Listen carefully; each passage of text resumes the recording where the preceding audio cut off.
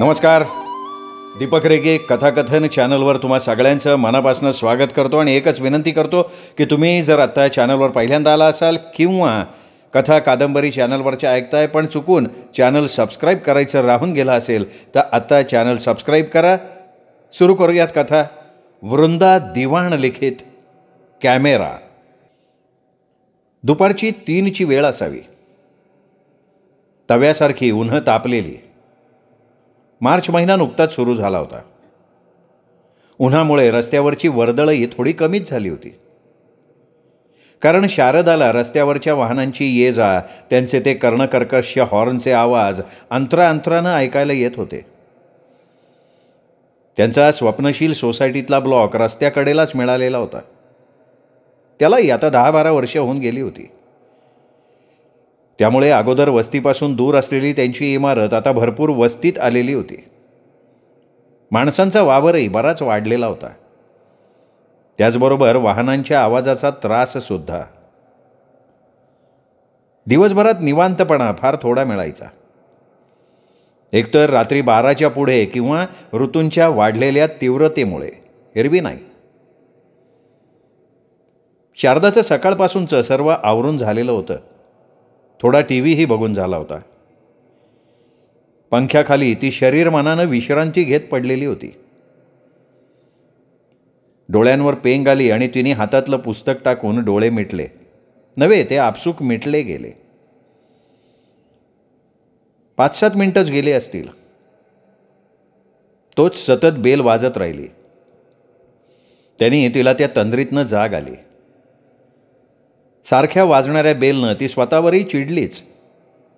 गळ्याचा घाम पदरानं पुसतच आले दम म्हणून नाही आला असं म्हणत शारदा स्वतःला सावरत बाहेर आली. बेडरूममधनं बाहेर आली आणि सहजच स्वतःशी करवादली. हा निखिलच असावा. तोच. जन्म घेण्यापासनं याला सगळ्या गोष्टींची घाईच घाई. धीर म्हणून नाहीच.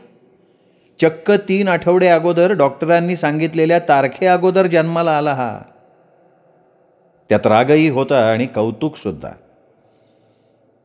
तिने बोल्ट खाली केला, दार उघडलं तर दारात निखिलच, घामानं थपथपलेला.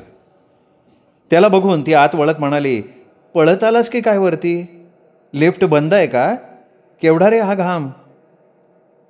त्याची घामट प्रकृती, त्यातून तारुण्यात आलेला, 25शी ओलांडलेला. तिला त्या घामाच्या वासानं डोक्यात घमघमलं. निखिलनं आत येताच खाडकन दार लावलं. केवढा मोठा आवाज आला त्या दाराचा. तिने मागे वळून बघितलं तर तो घामानं निथळत असलेला.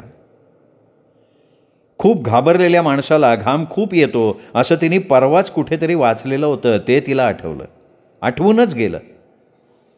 त्याचं प्रत्यक्ष दर्शनच ती आत्ता घेत होती. तिने विचारलं, काय झालंय निखिल? तू असा घाबरलेला कायस? याचा बाहेर कोणीतरी जीवाच्या आकांतानं पाठलाग करत असावा असा तो जाणवला. हा कशाला घाबरला? बाहेर असं काय घडलंय की हा स्वतःच्याच घरात जीवाच्या भीतीनं घाबरून घुसला? तसा तो खूप धडपड्या स्वभावाचा होता. त्याला एखाद्या गोष्टीची चटक लागली की तो त्यात पूर्णपणे बुडून जातो. हा त्याचा मूळचा स्वभाव. खेळात नंबर घेऊनच त्यांनी रनिंग मागे टाकलं. क्रिकेटचं वेडही 2-4 वर्षांनी मावळून गेलं. पास आणि फक्त पास होणं एवढाच तो अभ्यास करायचा. कॉमर्समध्ये BCom झाल्या त्यांनी शिक्षणाला रामराम ठोकला. आता वेड कॅमेऱ्याचं लागलेलं होतं. गेली 7-8 वर्ष पैसे जमवून त्यांनी 5-6 प्रकारचे कॅमेरे घेतले होते. ते वेड कधी संपेल माहीत नव्हतं. सुट्टीच्या दिवशी तर निखिल संपूर्ण दिवस घराबाहेर असायचा. कुठे कुठे भटकून फोटो काढत असायचा. काय तिलाही दाखवायचा. तिने ते हातातलं काम बाजूला ठेवून पाहिलं नाही की चिडायचा. हातपाय आपटून घराबाहेर पडायचा. तो 4-5 तासांनी दिवस मावळला की स्वारी घरी. ना कपड्याची तमा ना खाण्यापिण्याची. त्याच्या ह्या नादिष्ट स्वभावाची तिला कल्पना होतीच. पण आजचा त्याचा एकूणच अवतार भिन्न होता. तो तिला बघवेना. अशी वेगळी भीती त्याच्या डोळ्यात तिला त्याच्या 25 वर्षाच्या आयुष्यात प्रथमच जाणवली. तीही आज सटपटली, पण त्याला काही म्हणाली नाही. त्याच्या ह्या अवस्थेत त्याला काही विचारावंसच तिला वाटेना. तोंडावर पाणी मारून घे, मी पाणी आणते प्यायला. पंखा लावून ती आत गेली. तेवढ्यात पुन्हा बेल वाजली. एकदा, दोनदा, तीनदा. त्यांनी वळून तोंडावर बोट ठेवून डोळे मोठे करून तिला गप्प बसण्याची खूण केली. दार उघडू नको असं खुणेने तिला बजावलं. आता त्याची भीती तिच्या आत पसरत गेली. तो वेगानं आत निघूनही गेला. क्षणभर थांबून तिने पुन्हा बेल वाजली तेव्हा स्वतःला गोळा करत जड जड पावलं उचलत दार उघडलं.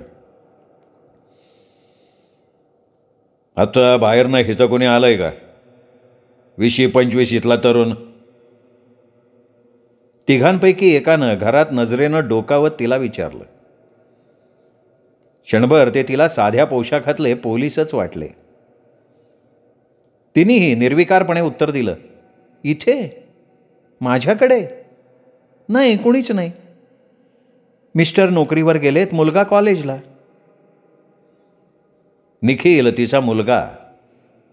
त्याचा तिने उल्लेखही केला नाही, कारण बाहेर काय नेमकं घडलंय हे तिला तरी कुठे माहिती होतं.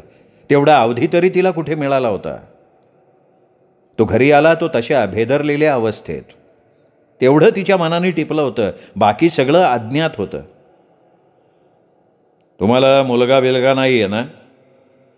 कुणी असा 25चा पुरुष, काळा सावळा, शिडशिडा, दाट केसाचा. तो वर्णन करत राहिला. नजरेनं घरात तिघेही पुन्हा पुन्हा आत आत पाहत होते, कानोसा घेत होते. पण त्यांना काही गवसत नव्हतं, हाती काही लागत नव्हतं. सावजाचा अंदाज घेणारी त्यांची बेरकी नजर, त्यामुळे तिला घाम फुटला होता. ती रागानं म्हणाली, विश्वास बसत नसेल तर घरात येऊन बघा. काय माणसं आहेत बाई, मी सांगतेय तरी. तरीही ते काही क्षण घुटमळले आणि जाण्यासाठी वळले. ती त्यांना उद्देशून उद्गारली, भर दुपारी उन्हाची घरात घुसून चौकशी काय करत फिरतात मेले, माझी झोप मोडली. तिने वैतागून दार लावलं. तिचे डोळेच भरून आले. काय करणार होती ती? प्रसंगच असा होता सापळ्यात ओढण्याचा. वैऱ्यावरही अशी वेळ येऊ नये असं तिला मनोमन वाटलं. आपल्याच पोटी जन्म घेतलेला मुलगा, त्याच्या नावाचा उल्लेख करायचा आपण टाळलं का? कशासाठी? अशी कशी आपण माता? प्रश्न त्याच्या सुरक्षिततेचा होता, त्याचा जीव वाचवण्याचा होता. तिला तसं वाटलं म्हणून तर तिने बाहेर काय घडलं, नेमकं काय झालं, त्या लोकांनी ह्याचा पार घरापर्यंत पाठलाग करावा असं. हे गूढ तिला आता माहिती नव्हतं. त्यांना विचारता येत नव्हतं. आणि निखिल,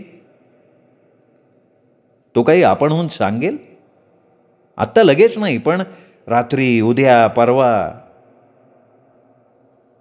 तरी याची खात्री नव्हतीच. आत्ता आपण ढाल बनून त्याला वाचवला, पण पुढे तिलाही माहीत नव्हतं आपण किती आणि कशा पुऱ्या पडू ते. समोरच काय, सभोवताली आळत आलेला मिट्ट काळोख होता, अपरंपार. तो कधी संपणार, केव्हा पांगणार, हे फक्त आणि फक्त काळालाच माहिती होतं. त्याची आवडती तूप गुळ पोळी, त्याचा रोल करून ती तो आहे म्हणजे असावाच असं वाटलं तिथे आली, तर खोली रिकामी. तो खोलीच्या कुठल्याच कोपऱ्यात नव्हता. कॉटही रिकामीच. तिने खिडकीकडे बघितलं तर खोलीची मागची खिडकी, त्याचे गज जोर लावून वाकवून हा त्या खिडकीतून पलीकडच्या सोमणांच्या टेरेसवर उतरलेला असावा. तो खूपदा रात्रीचा तिथून खोलीत यायचा, भटकून भटकून थकून. घरातल्यांना आपण केव्हा घरी परतलो याचा सुगावाच लागायचा नाही. सकाळी ती खोलीचं दार उघडून खोलीत गेली की हा कॉटवर हातपाय पसरून गाढ गाढ झोपलेला. त्याचे दाट केस चेहऱ्याभोवती विखुरलेले. त्याच्या त्या दाट केसातून मायेनं हात फिरवत बसण्याचा तिलाही मोह व्हायचा, पण त्याची झोपमोड व्हायला नको म्हणून ती गप्प उभी राहून त्याला न्याहाळायची. सकाळी कन्येनी शुभांगीनी विचारल्यावर ती शिताफीनं म्हणायची, आला ग 12च्या पुढे नेहमीसारखा. मीच कडी घातली खोलीला बाहेरनं. मित्र आले की हा उठणारच, बाहेर जाणारच. आपण त्याला पाठीशी घालतोय वाटत असताना त्याचं स्वच्छंद जगणं तिला भुरळ पाडायचं. 5-7 वर्ष. एकदा का लग्न झालं की हा आरपार बदलेलच हा तिचाच गाढ विश्वास. आणि मध्येच हे असं घडलं, नेहमीपेक्षा निराळं, वेगळं, भेडसावणारं. ते प्रकरण साधं नसावं नाही हे तिलाही आत्ता कुठेतरी वाटत होतं. माणसाच्या जाणीवा त्याला बरोबर अंदाज देत असतात. अशुभाची जाणीव, ती संवेदना माणसाच्या पायाखालची जमीनच काढून घेते. त्याचा मग कशावरही विश्वास बसत नाही, ना चांगल्यावर ना वाईटावरही. हातात तूप गुळ पोळीचा रोल आणि पाण्याचा पेला घेऊन ती उभीच राहिली खिळून जमिनीला.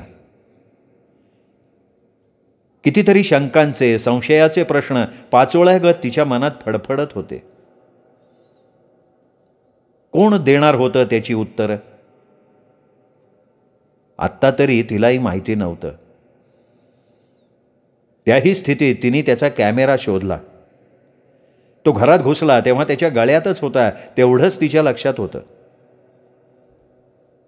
तो कॅमेराही दिसत नव्हता कुठेच. कित्येकदा त्याच्या गळ्यात घरातही असताना तो कॅमेरा असायचा. पेपरातल्या बातमीचा फोटो काढ, एखाद्या जाहिरातीचा फोटो काढ, हे त्याचं घरी असला तरी चालूच असायचं. कुठल्या कुठल्या जुन्या देवळातल्या झाडांचे त्याने कितीतरी फोटो तिला, हे बघ ना केवढा बुंधा या वडाच्या झाडाचा, असं करून तिला तो दाखवत असायचा.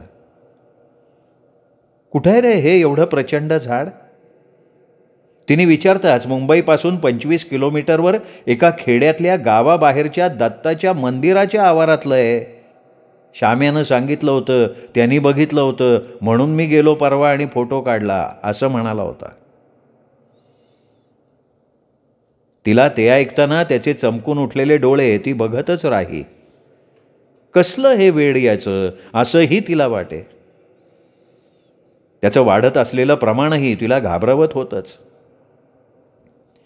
चित्रविचित्र गोष्टीतलं सौंदर्य का याला भुरळ घालतं, हा तिच्या मातृहृदयाला पडलेला प्रश्न होता. पडका वाडा, आटलेलं नदीचं पात्र, देवळापुढचा भंगलेला नंदी, हे सगळं त्यांनी त्याच्या कॅमेऱ्याने टिपलेलं असायचं. एकदा तर त्यांनी बुरुजावरचं घुबड, त्याचे ते गोल आणि बटबटीत डोळे, त्याचा क्लोजअप दाखवला होता. ती तर तेव्हा दचकली होती. अशा का गोष्टींचे फोटो काढतो रे, असं तिने त्याला थोडंसं दरडावून विचारलेलंही होतं. यावर तो ओठ चावत हसला होता. ते सगळं आत्ता स्मरलं तिला. हा असा मुलगा इतका घाबरला, त्याला अंगभर झरे फुटावेत, भीतीच्या अशा धारा लागाव्यात. तिच्या हेलकावणाऱ्या मनाला शांती मिळत नव्हती. ती बैठकीत आली, बसून गेली ढेपाळून. तिला आपल्याच घराचं दार उघडून बाहेर पाहावे ना, कुणाशी बोलावंसंही वाटेना. ती माणसं गेली का खालीच त्याची वाट बघत अजूनही उभी आहेत, तिला कळेना. ती रडत डोळे पुसत बसून राहिली. आपल्या घरातली माणसं परत घरी येण्याची वाट बघायला लागली. मुलगी आणि नवरा यापैकी कुणीतरी आज लवकर घरी परतावं, तिला मनोमन वाटलं. ती दोघं त्यांच्याच वेळेला घरी आली, रोजच्यासारखी. ती तीच आहेत का विचारून तिने दार उघडलं. तिच्या नवऱ्यानं सदाशिवनं विचारलंच, चेहरा का पडलाय का तुझा, बरं बिरं नाही आहे का डोकं बिकं दुखतंय. ती त्यावर काही बोलली नाही. आता दिवसभरात कामं करून आलेल्या दोघांना तिला निखिलबाबत काही सांगावं असं वाटलंच नाही. म्हणजे टाळलंच तिने ते, आत्ता नकोच सांगायला असं वाटून.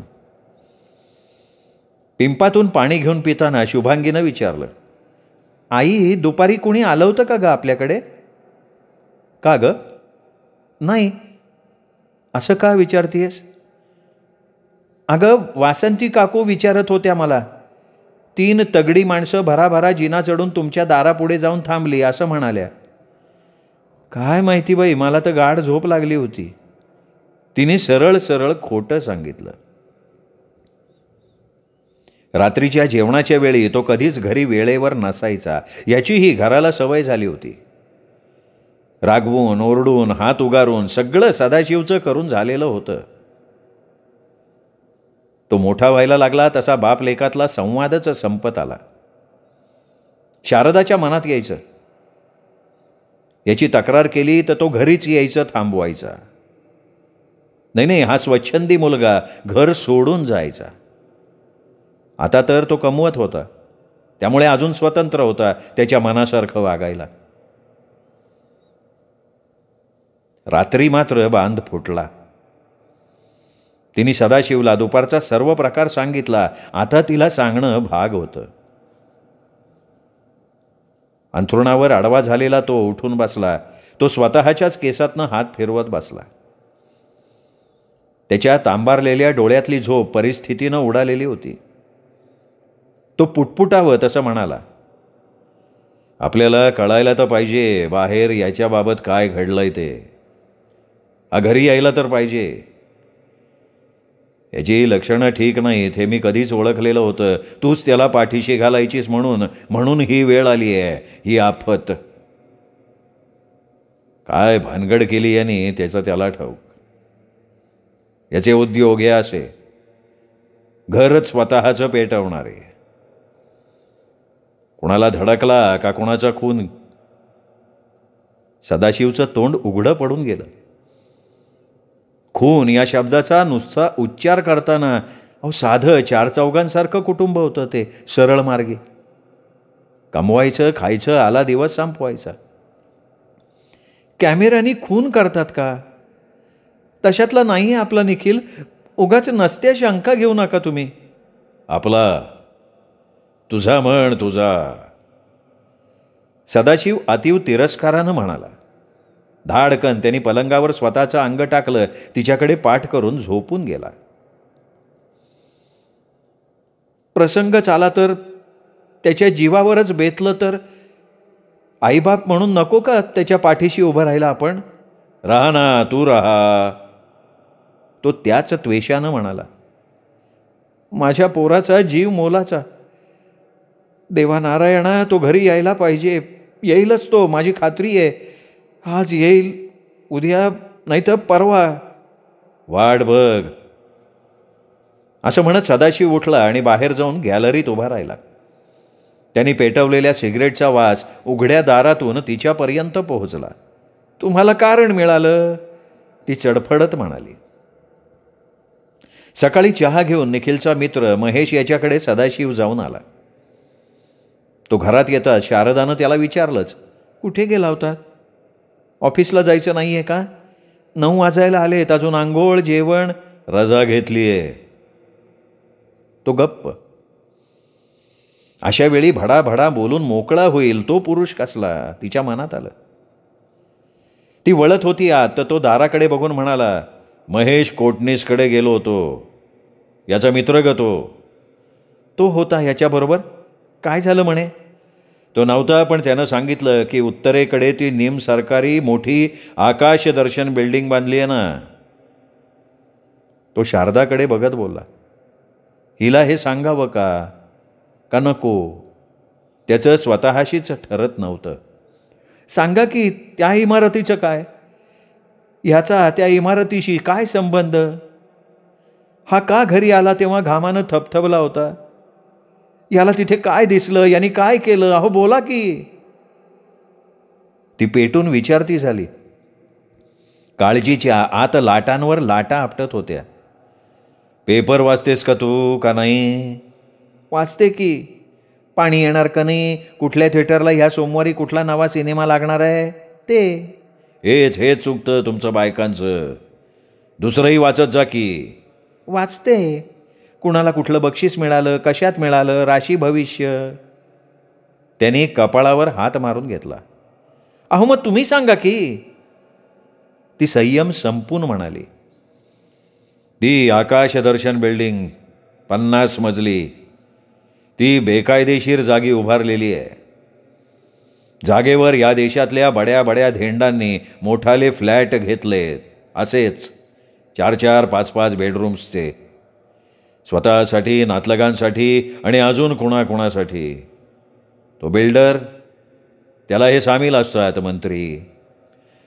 बरं मग निखिलचा त्याच्याशी काय संबंध, हेच मला कळत नाही आहे. तिच्या डोक्यातला गुंता सुटतच नव्हता. ती बिल्डिंग विरोधी पक्षातल्यांनी काही गुंडांना सुपारी देऊन बॉम्बस्फोट घडवून पाडायला सांगितली. सगळेच भानगडबाज लोकांचे काळे धंदे. तो डोळे फिरवत म्हणाला. हां, हे वाचलं होतं गेल्या काही दिवसांपूर्वी. तिला ती ठळक मथळ्यातली बातमी आठवली. त्यात गुंतलेल्या अडकलेल्या लोकांची नावंही स्मरली. पण तिला अजूनही काही धागेदोरे गवसेनात. ती अजूनच गोंधळात. काय गुंता आहे देव जाणे, असं म्हणत तिची चुळबुळ सुरू झाली. तिला सकाळची कामं खुणावत होती. काल दुपारी ती बिल्डिंग, तिथे बॉम्ब ठेवण्यात येऊन स्फोट घडवला त्या माणसांनी. किंमतही जबरी घेतली असेल राक्षसांनी. पापाची किंमत जबरी असते. माणसातला राक्षस जागा झाला ना की तो राक्षसीच कामं करतो. बुद्धिभ्रष्ट होते माणसाची. ती वेळ तशी घातक असते. अहो बोला की तुम्ही, माझा जीव चाललाय. तो महेश सांगत होता की 4 दिवसांपूर्वी हे दिवटे चिरंजीव त्याला म्हणाले होते, चल येतोस का? महेशने विचारलं कुठे, तर तो म्हणाला की त्या आकाशदर्शन इमारतीला भेट द्यायला. इमारत असो नसो पुढे, पण मला म्हणे 2-3 अँगल्सनी त्या इमारतीचा फोटो काढायचा आहे. आत्ता नको, अजून कधीतरी, असं महेशनं म्हणून त्याच्यासोबत जाणं टाळलं. सदाशिव खोलातनं स्वतःसाठी निश्वासला. त्याचा चेहरा विचारांनी थकून गेला. मग हा गेला का केव्हा? त्या दिवशी का अजून कधी? एकटाच गेला का हा महेश होता त्याच्याबरोबर? महेश नाही गेला, तो हुशार आहे. पण हा गेला. त्याच्या डोक्यात किडा वळवळत होता ना. पण कधीही बोलला नाही. तो कधी बोलतो का घरातल्यांशी? सांग की. थांबून थुंकी गिळत पुढे म्हणाला. हा काल दुपारी एकटाच तिथे पोहोचला. ज्यांनी हाबडे टाकला होता म्हणे. अरे देवा. तिच्या अंगावर भीतीनं थरथर पेरली. आता आपण जागच्या जागी कोसळतो का काय असं तिला झालं. ती तिथेच आडवी झाली. शुभांगीने ते बघितलं. आई, बाबा ती बघा ना बाबा. ती ओरडत बाहेर आईजवळ आली. तिने आत जाऊन पटकन पेलाभर पाणी आणलं. तिच्या चेहऱ्यावर ते शिंपडलं. आई आई तिचं तोंडाने सुरूच होतं. सदाशिवने पुढचं मग तिला तिथे तेव्हा तिची मानसिक स्थिती बघून सांगितलंच नाही. रात्री ती जेवलीही नाही. तो सगळा दिवस उदास विटका गेला. शुभांगी ही कॉलेजला गेलीच नाही. संकटाचं सावट घरावर पसरलं की ते हळूहळू माणसांच्या मनावर सुद्धा पसरतं. नुसतं पसरत नाही तर ते त्यांच्या मनाचा ताबाही पूर्णपणे घेतं. हे संकटाचं मानसिक गणित आहे, कालचक्रात सिद्ध झालेलं. तिची तळमळ बघत राहिला रात्रभर सदाशिव. पहाटे पुढे म्हणाला. काल नेमका हा तिथे फोटो काढायला गेला तेव्हा ती माणसं तेच त्यांचं कृष्ण कृत्य करत होती. तर यांनी त्यांचेही फोटो काढले, त्या पडत असलेल्या इमारतीचेही काढले. दैव दुर्विलास आपला, दुसरं काय. मग त्याचा पाठलाग करणारी माणसं तीच होती? माहीत नाही, तू त्यांना बघितलं तर ओळखशील. सदाशिवनी तिच्याकडे रोखून बघत विचारलं. ती चाचरत म्हणाली, समोर आली तर ओळखीन की, निदान जो बोलला त्याला तरी, असं वाटतंय मला. तेही कधी नव्हे ते सदाशिवला पटून गेलं. त्या लोकांनी शारदाला घरात घुसून काही केलं नाही. त्यांनी देवाचे आभार मानले, दोन्ही हातच जोडले त्यांनी देवाला.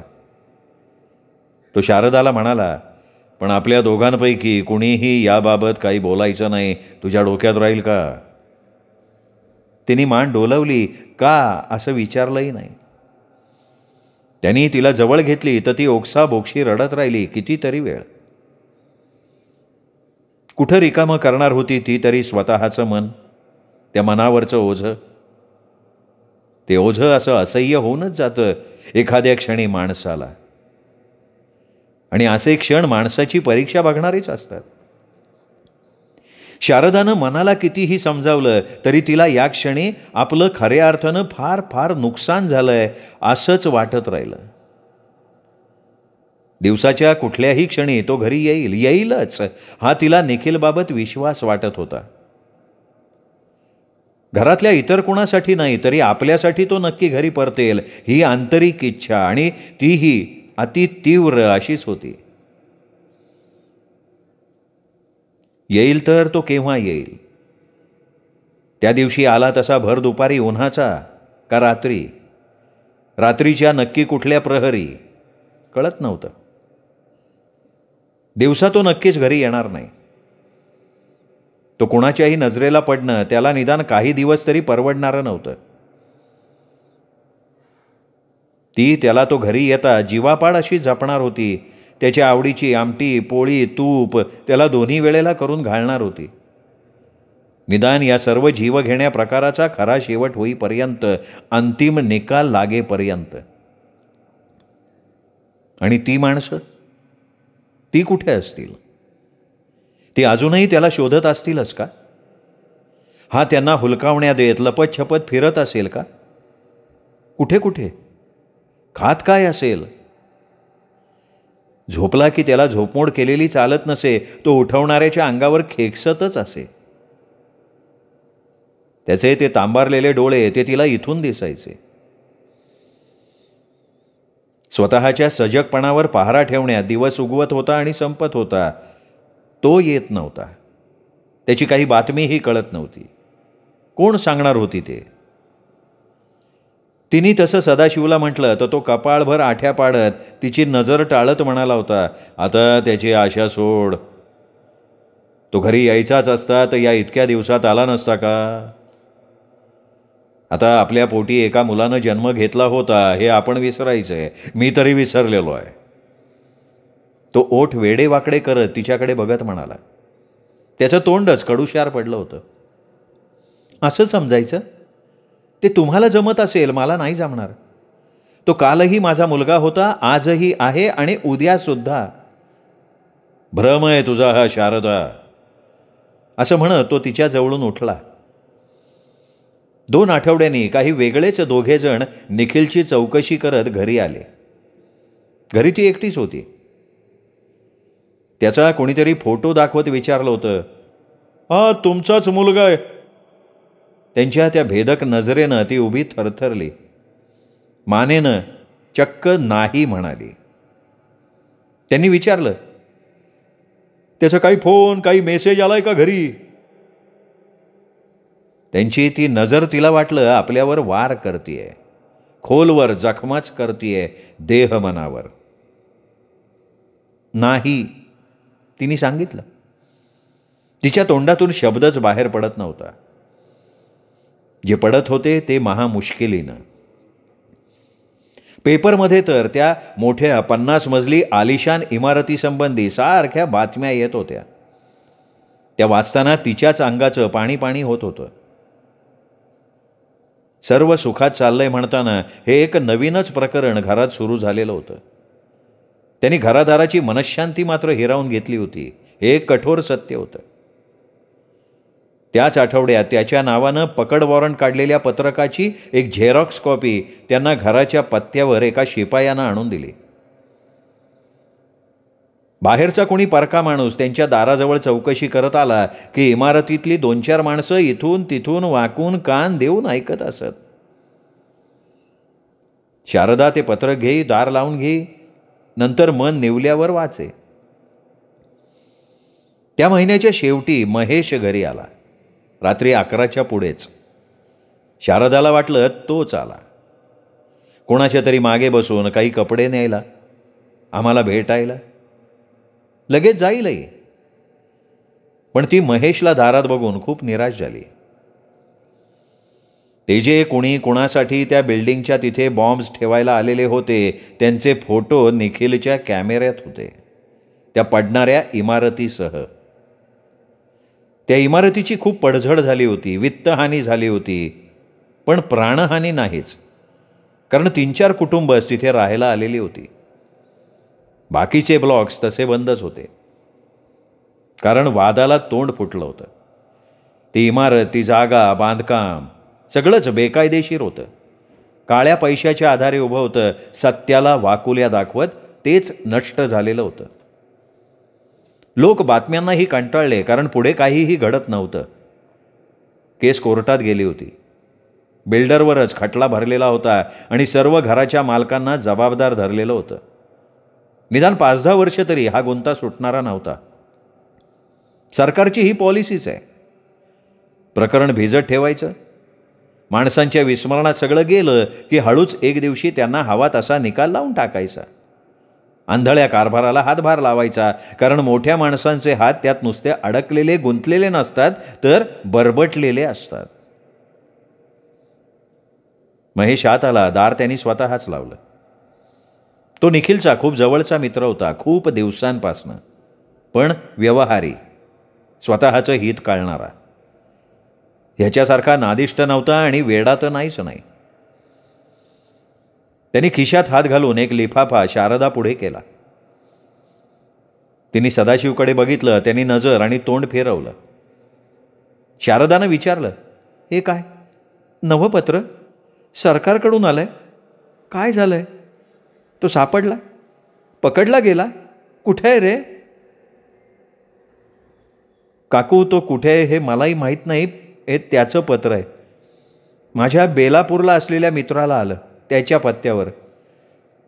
कुणाचं रे? निखिलचं? त्याचं आहे? माहीत नाही. निखिलने त्याच्या पत्त्यावर पाठवलं. त्यांनी मला फोन केला, हे महत्त्वाचं पत्र येऊन घेऊन जा म्हणून. मलाही तिथे जाईपर्यंत कल्पना नव्हती. शारदानं पत्र उघडलं. निखिलच्या हस्ताक्षरातलं ते भराभरा लिहिलेलं पत्र होतं. पिवळसर पडलेल्या कागदावरचं लिहिलं होतं निखिलनी, प्रिय आई, साष्टांग नमस्कार. मी सुखरूप आहे, घरी येईनच, पण केव्हा ते माहीत नाही. काळजी करू नकोस. आठवण येते तुझी, बाबा आणि शुभांगीची सुद्धा. बास, इतक्याच ओळी. तिने पत्र वाचलं, सदाशिवकडे दिलं. त्यांनी भराभरा नजर फिरवली. महेशनं विचारलं, काकू, काड्यापेटी देता, मला हवी आहे. ती जड पावलानं उठली. तर शुभांगीनं आतनं येत भराभरा काड्यापेटी त्याच्या हातात ठेवली, देवाच्या देव्हाऱ्याजवळ ठेवलेली. महेशनं खाली बसून सर्वांसमोर धरून त्या पत्राला अग्नी दिला. शांत नजरेनं बघत त्या जळत्या चिठोऱ्याकडे. अरे, हे काय केलंस? शारदा नकळत ओरडली. काकू, निखिलनी मला लिहिलेल्या पत्रात हेच सांगितलं होतं, निक्षून.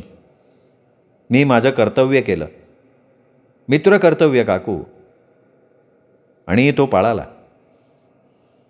मनगटाने त्यांनी स्वतःचे ओले डोळे पुसले. दार धाडकन उघडलं आणि धाड धाड जिने उतरून गेला सुद्धा.